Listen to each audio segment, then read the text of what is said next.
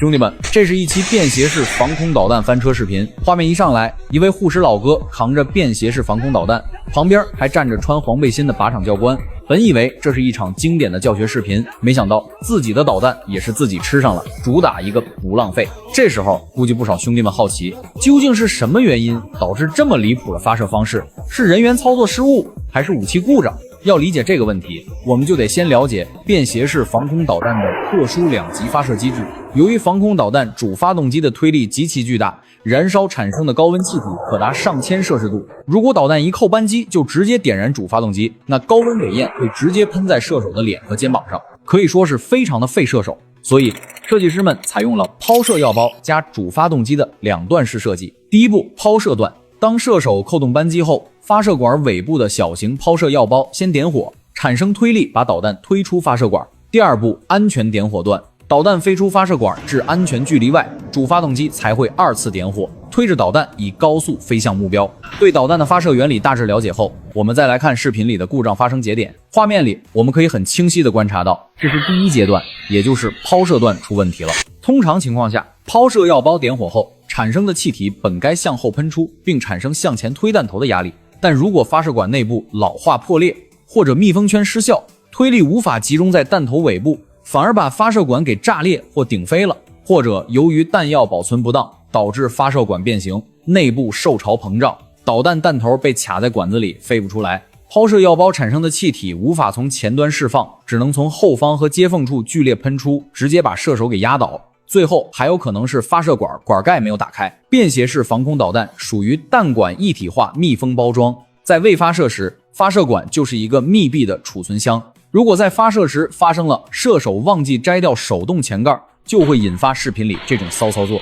至於是不是士兵操作失誤或者沒抓牢導致的這場事故，實際這波還真不能全怪士兵，雖然他的站姿細節確實存在改進空間。通常發射肩扛防空導彈要承受拋射藥包的後坐力和後噴氣浪，標準動作要求極其嚴格。首先，雙腳順着目標方向前後開立或者跨立，寬度稍寬於肩，形成穩定的支撐三角，重心微微前傾。發射管必須緊緊抵住右肩或左肩的肌肉凹陷處，手握把，肘部收緊。其次，發射前確認發射管後方60度夾角，至少15到20米範圍內，絕對不能站人或有障礙物，否則後噴廢氣會反彈傷人。至於視頻裡的老哥，發射管管口指向高空，射擊角度是沒問題的，旁邊的安全員也站到了後噴區之外的側後方，也是沒有問題的。唯一存在不足的就是仔細看前6秒，士兵的身體站得過於直立，雙腳支撐稍窄。當遇到能正常發射的便攜式導彈時，這種姿勢勉強能頂住，但一旦遇到這種拋射藥、炸管或反衝力異常的突發狀況時，姿勢不正確就會導致瞬間失去平衡，直接被異常反衝力帶翻在地。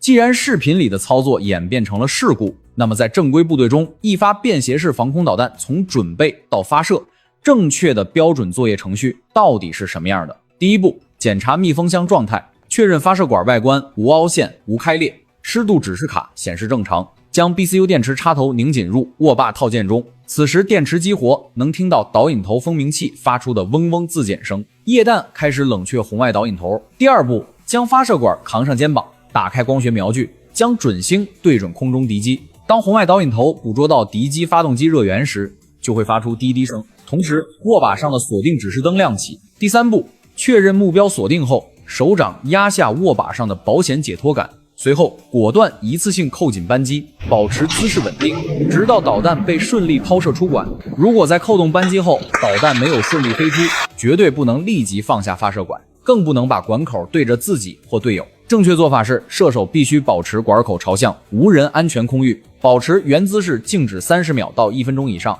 隨後慢慢地將整體發射具卸下，輕輕放置在無人的安全沙坑中，由爆炸物處理小組進行殉爆處理。所以平時勤檢查、勤保養真的是戰場避險之要訣。